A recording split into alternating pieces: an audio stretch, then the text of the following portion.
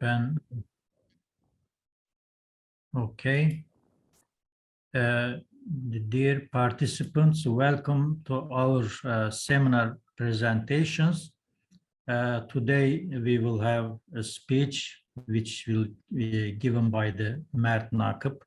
So first of all, I would like to introduce Mert.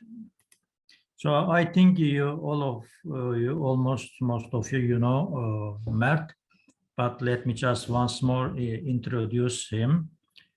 Mert received his BS degree with an honor degree here in our university from Electrical and Electronics Engineering in 2018. Later, he continued his research and education with his master's degree. Then, after a while, he completed his master's degree again in our institutes in 2020, and again with a high honor degree. So his thesis in the master's degree focused on the application of machine learning methods to the IoT and was supported by National Graduate Scholarship Program of TÜBİTAK 2210C, in high priority technical areas. So his design of a multi-sensor fire detector via machine learning methods was ranked as #1 nationally at the industry-focused undergraduate graduation project competition organized by the TÜBİTAK. Currently, Mert is pursuing his PhD degree with the Institute of Theoretical and Applied Informatics at the Polish Academy of Science in Gliwice, Poland. He also works as a research assistant. Today, Mert will give us a speech on Mirai, Botnet attack detection with Auto-Associative dense random neural networks. Mert, please start your speech. Hello everyone, it's Mert speaking, and today I would like to, as Mustafa Hoca said, I would like to present you Mirai Botnet attack detection with Auto-Associative dense random neural network, which is a paper accepted for the publication and presentation in IEEE GlobeCon, which is a flagship conference of IEEE, and I will present it at the 7th of December in Madrid. And the authors of this publication are myself, Mert NAKIP, and my advisor, my PhD supervisor, Professor Gelenbe. And we are affiliated in Institute of Theoretical and Applied Informatics of Polish Academy of Sciences. And first, I would like to introduce myself shortly and give my biography. As Mustafa Gündüzar told, I have a graduate from Bachelor for both of my Bachelor and Master of Science degrees from Yaşar Üniversitesi, Elektrik-Elektronik Engineering. For my Bachelor degree, my graduation project supported by TÜBİTAK 2209B, and I have ranked 1 in the IEEE department, the Electric-Elektronik Engineering department. And for my master's degree, my thesis was on the machine learning based multi-scale joint forecasting scheduling for the Internet of Things, which is also supported by TÜBİTAK. Later I will tell about a little bit.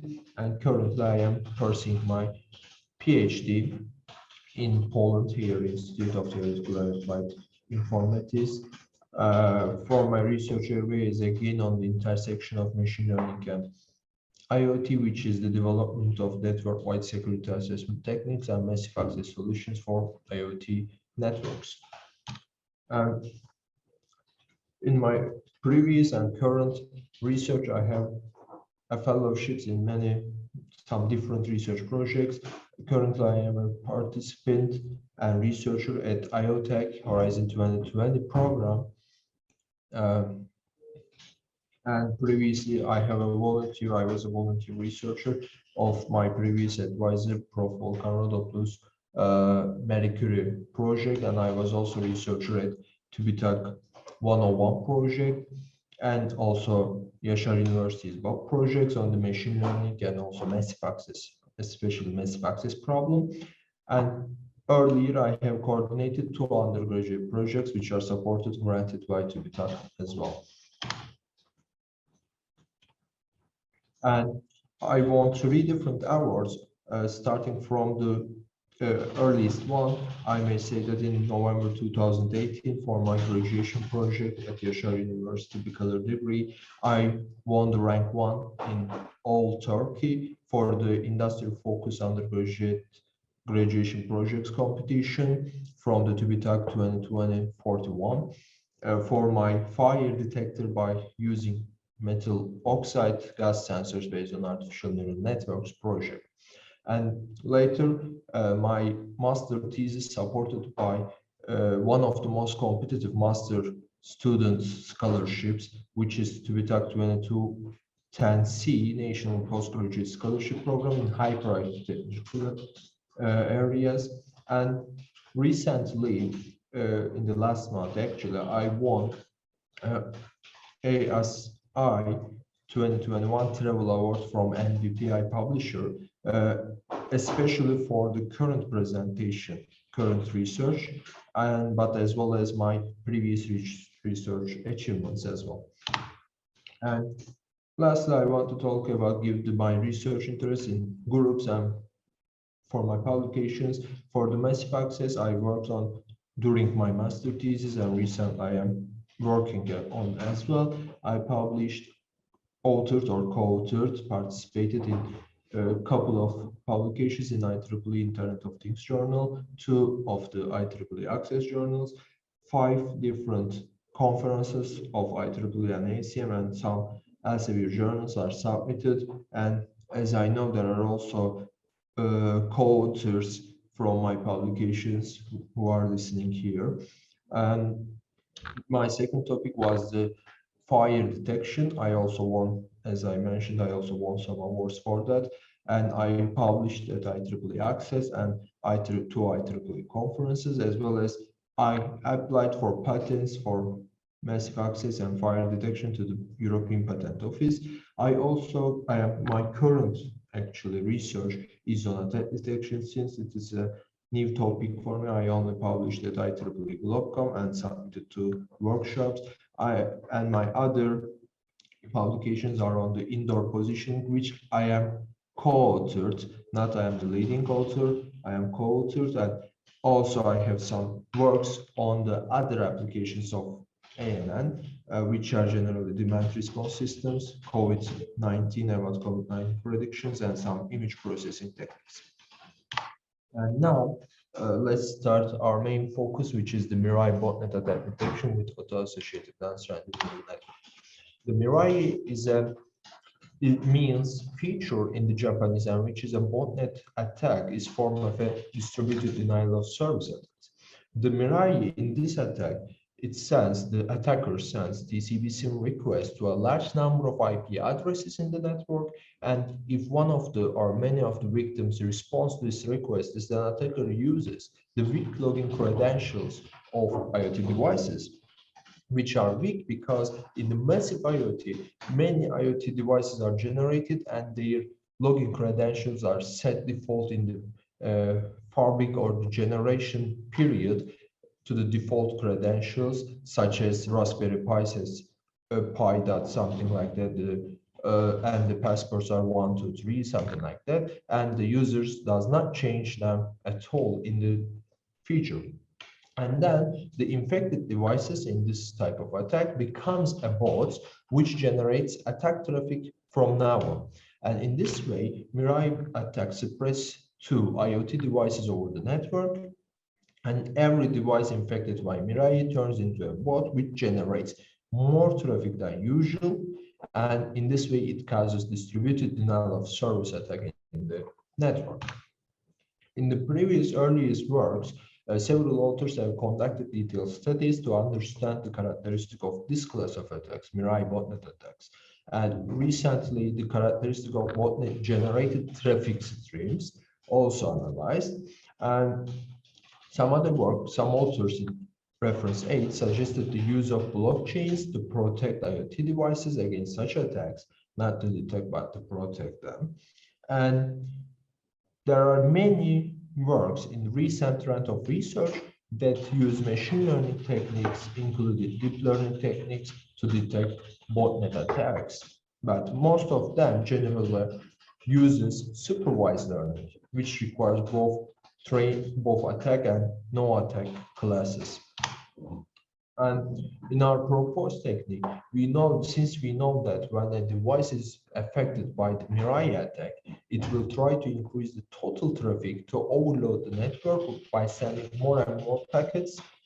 And thus, the attack packets that are generated by infected devices will certainly have some traceable effects on the network traffic. To use that, first, we define 3 different metrics to capture the effects of Mirai botnet attack packets on the network traffic. Then, using these techniques, we develop an auto-associative Mirai botnet attack detection based on a machine learning tool called dense random neural network. And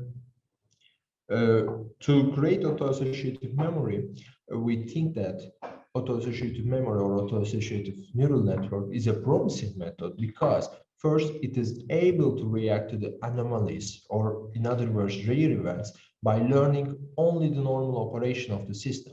It means that it does not try to learn what attack does or what type of attack we are aiming to capture. It only learns the normal operation of the system. Then, in second, it does not require data on attack traffic for training. In this way, it eliminates data collection via simulations, which may be misleading, and also we know that they are computationally intensive. And it enables real-time training of attack detector for the normal traffic. And in third, as the last advantage, it has high generalization ability towards the changes of the footprints of attacks on the considered metrics, because it does not consider which attack we are trying to detect. It only learns the normal traffic, so it is robust to the changes of attacks, type of attacks, or attack footprints. And also, it has generalization ability for the detection of various types of attacks via a single trained detector. So, our design is comprised of 3 different modules: metric extraction from traffic packets, auto-associative memory via dense random neural network module, and attack decision maker. First, I would like to talk about metric extraction. And in the metric extraction, since, as I mentioned, we know that every device infected by Mirai generates more traffic than usual, causing a distributed denial of service in the network, and the traffic pattern of the device shows different characteristics than the uninfected devices. For example, the size of the transmit packets or the inter-transmission times will be different than the normal traffic of the network. Accordingly, we define 3 metrics. The metric 1 measures the total size of the last n transmit packets. Metric 2 measures the average inter-transmission times of the packets over the last n packets. And the last metric measures the total number of packets that are transmitted in a time window with duration of t. And then, now, since we defined our metrics, we have the inputs of the auto-associative memory via dense random neural network, and we have also desired outputs and inputs for the attack decision maker as well. And in this model, random neural networks for attack detection has already been used for the denial of service attacks in previous works. And Also, dense random neural network with an auto-associative learning has also been used for SIN attacks, not the Mirai attack. And the results of previous works was shown that the dense random neural network with an auto-associative learning algorithm provides more accurate results than other machine learning, other learning models. So that's why we selected dense random neural network in our project, in our paper. And in the dense random neural network,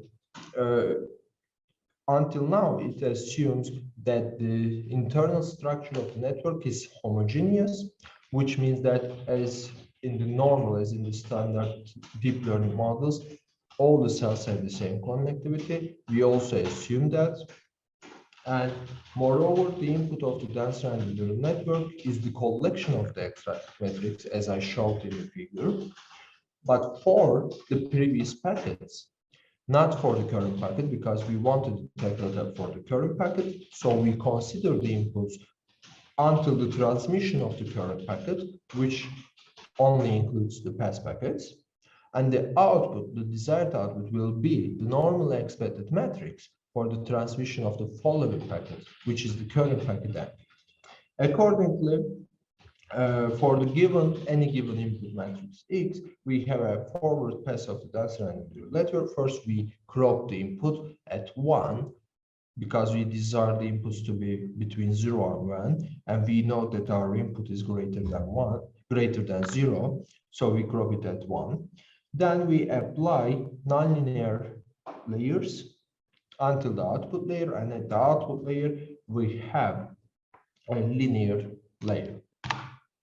So then we have this model. To create the auto-associative memory via this model, we train dense random neural network using only normal traffic. So in this way, dense random neural network learns the values of metrics for the traffic under normal circumstances, which means that there is no attack in the network. And then we use this trained technique to react to the attack traffic, the Mirai botnet attacks.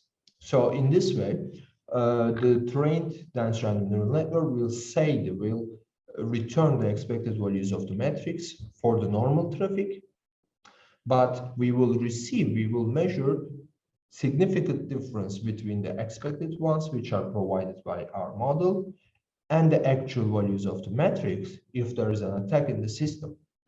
In this way, it is very easy to detect. Now, it is very easy to make final decision if the traffic is whether an attack or not. So, which leads us to our final module, which is attack decision maker, that compares very basically the expected values of the metrics with the actual ones. So in this module, we take the difference, absolute difference between expected and the actual values. Then we say that if the weighted sum of these differences over the metrics, over different metrics, is greater than some threshold, there is an attack. Otherwise, there is no attack. And this threshold, this weights of the differences, is actually the coefficient for the effect of metrics on attack decision. And we define them by analyzing the traffic with some correlation techniques, which I will show in our experimental results now.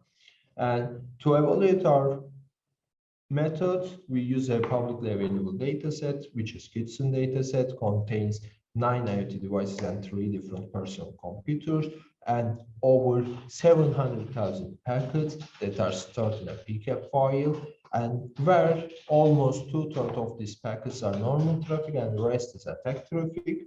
As I said, in our training, we only use normal traffics, and we use 70% of the normal traffic for training, and the rest of the data set, which includes both attack and normal traffics, for the test. And during our implementation, we set for the metrics calculation, we set N to 500 packets and T to 100 seconds. And first, we measure the importance of the metrics, so we can define the weight importance coefficients of those. we use Pearson correlation and ANOVA FC course, and we see that looking any of the measurements, Pearson correlation or either ANOVA, we see that the effects of the Mirai attack are observed more on metric 1 and metric 3 because the correlations are higher than on metric 2. So corresponding as accordingly, the importance coefficients will be higher for metric 1 and metric 3 than metric 2. And then in our proposed method, we use combination of all metrics, but how we know that it is better than using any of these metrics, each of these metrics. So we compare this using single metrics and the combination of all metrics. Our results show that combination, when we use all of these metrics combined with weights, it achieves 99.84% accuracy, which is very high and good accuracy, and which is much higher than using any single matrix. And then there is, of course, a selection of theta, which is the decision threshold, and system can be sensitive to the selection of this threshold. However, our results, when we search the theta between 0 and 0.5, we see that our method is highly robust with respect to the theta values of theta between 0.01, which is here, and 0.25, which is here. So in practical implementation of this attack detector, you may close your eyes and select any values between 0.01 and 0.25, and you will be okay. It will achieve more than 99 or 98% accuracy. Not only accuracy, but both true positive and true negative percentages. And in last part of our experiment, we compare our method with other techniques, which are actually basic and baseline techniques, simple threshold, of course, and least absolute shrinkage and selector operator lasso, as well as the k-nearest neighbors regressor, which are commonly used and create some baselines of the performance. But for lasso and k-9, we use auto-associative learning to be fair in the comparison, which means that we train both lasso and k-9 with only normal traffic, not on the attack traffic. But for the simple threshold, we use all the traffic to achieve the best performance of simple threshold. And our comparison show that looking for accuracy through positive rates, through negative rates, our methods always better than the other three methods. And we also see that false positive percentage is about 0.03%, which is very, very low false positive rate, which means that this detector does not give false alarm too much. In last, when we look at the training time, it is under 0.1 second, which is highly acceptable even for the online training, maybe periodical online training.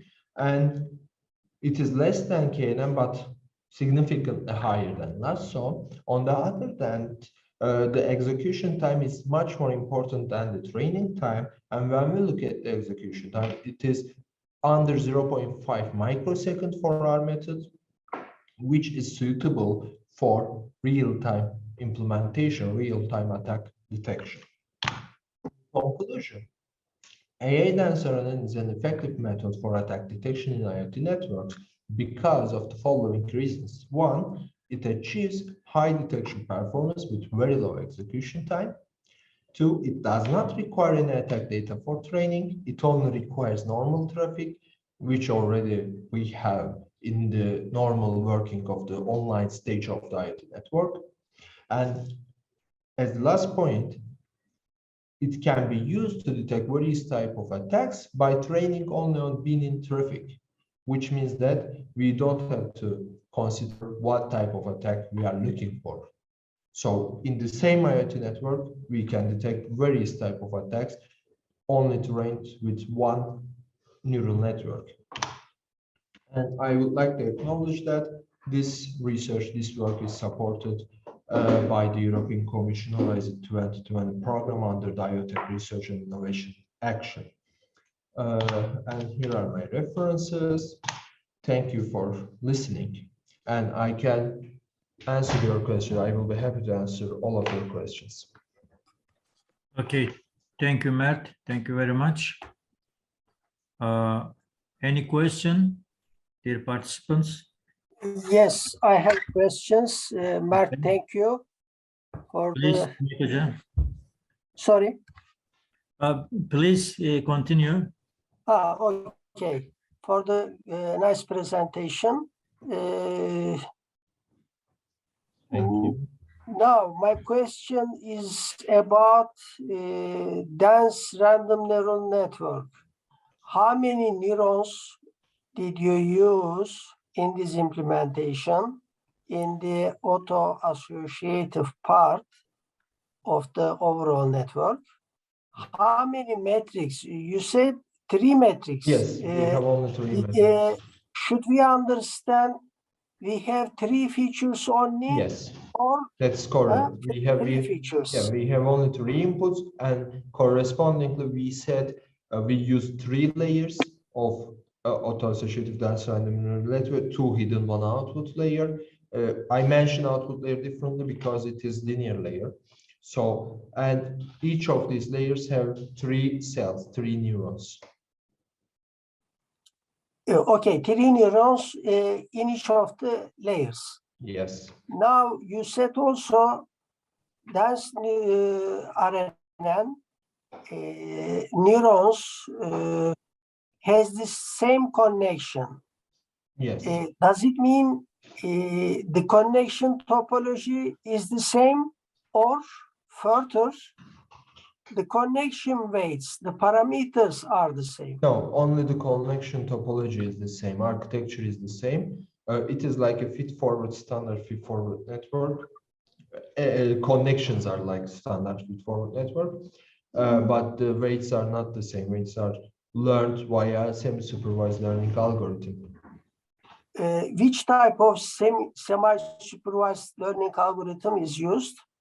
It is for the hidden layers. It starts with minimizing the cost function, which is unsupervised, which only corresponding to the inputs.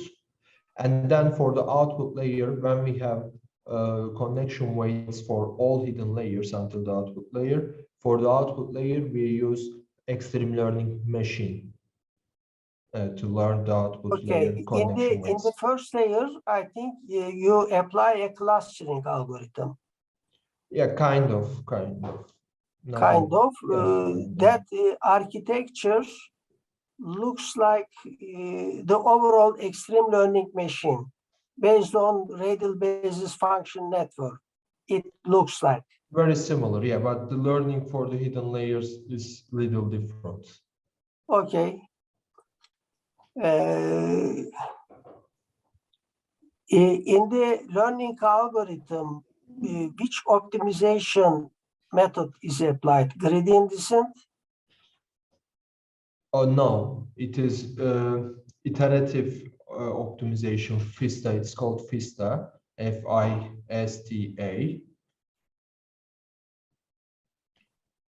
Okay. It is kind of heuristic, not gradient descent. Okay, thank you. Yeah, sorry, I didn't put the details of learning algorithms to keep the presentation short here, but paper is also publicly available on ResearchGate currently, and details are in there. What is the input-output transfer function of the neurons of dense RNN? Okay, the transfer function is called zeta here, but you mean that, right? Probability of this is activation. It is actually the roots of the solution, steady state solution of the random neural network, roots of the steady state solution of random neural network. I didn't calculate it, or I didn't propose that. It is already existing method. I only use them, but I may say that it is the root of the solution of the steady state of the standard dense random neural network. Okay, thank you. Thank you. Okay, thank you, Cüneyt Hocam. Any more question, dear participants?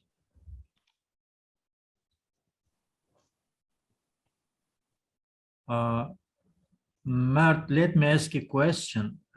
You are training your network with normal traffic, okay? Yes. So what you used, as I remember correctly, number of IoT devices and a few PC, is it? Oh, in the dataset, it is publicly available Oh. dataset. We have 9 devices and Okay. 3 pieces.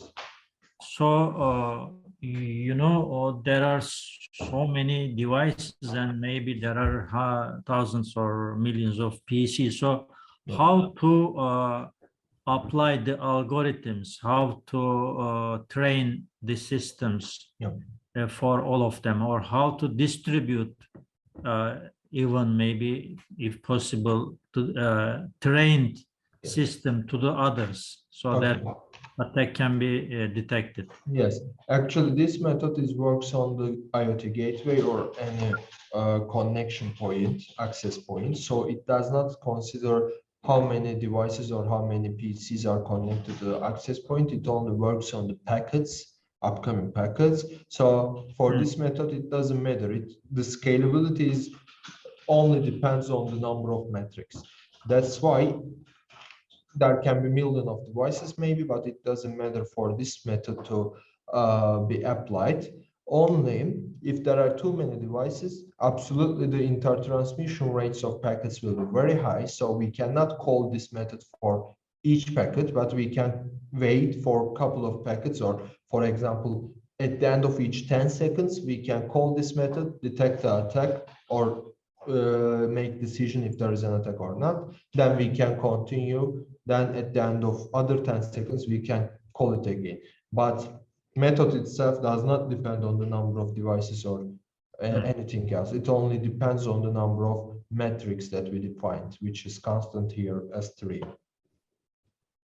Okay, thank you very much. Okay, thanks. I have one more question. Okay, Cüneyt Hocam. Thank you, Mustafa Hocam. The decision about attack says us there is an attack in this traffic. There is an Mirai attack in the network. Does it also says us this router is affected by this attack? How can we determine the nodes in the network? Yeah, for this, yes, for this method, it is actually like this. It says that if the packet is malicious or not, if the packet is attack packet or non-attack packet. But if you know, in general, in the normal IoT network, in the header of the packet, there are the IPs or the identifiers for each source. But if packet comes through different sources, for example, if we have 3 devices and 1 access point, if one of the packet passes through 3 devices and comes to the access point, it is very hard to identify which source, which of these devices are infected, because the header of this packet will include the identifier of all 3 devices because it passes through them. But if we have such structure that each device directly sends its traffic to the access point, then I think we can understand, because the packet header will include the ID of the source node. In this way, if we detected packet as a malicious packet, then we will say that, okay, the source that generated this packet will be is the source of the attack as well, or at least infected device. It is infected. So you determine that this packet has problem. Yes. In this work, we only considered if packet based. If packet has a problem, packet has an attack or not. But currently I am working with my advisor. We are working on a technique that defines that detects or identifies, as I may say, identifies the infected devices, compromised devices in the network. We are currently working on that. Yeah. Right. Thank you. Okay. Thank you, Cüneyt Hocam. Thank you, Mert. Okay. Any more question?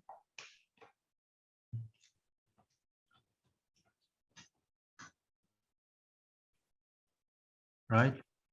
No more question.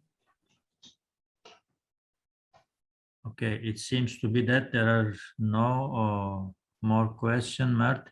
So they already know you, and if you have further question later, you may contact with you. And I would like to again to thank you for your this good speech and for valuable information that you provided us. Thank you again so much. Thank you, Professor. I thank you for your invitation. I'm happy to attend here and present something for my colleagues, actually, colleagues, and for my older university. So it is very good thing. Home university. Home University. Right. Yes. Okay. Thank you, Mert, and thank you all of you, dear participants. And so we completed one of our seminars today. Thanks to all of you again.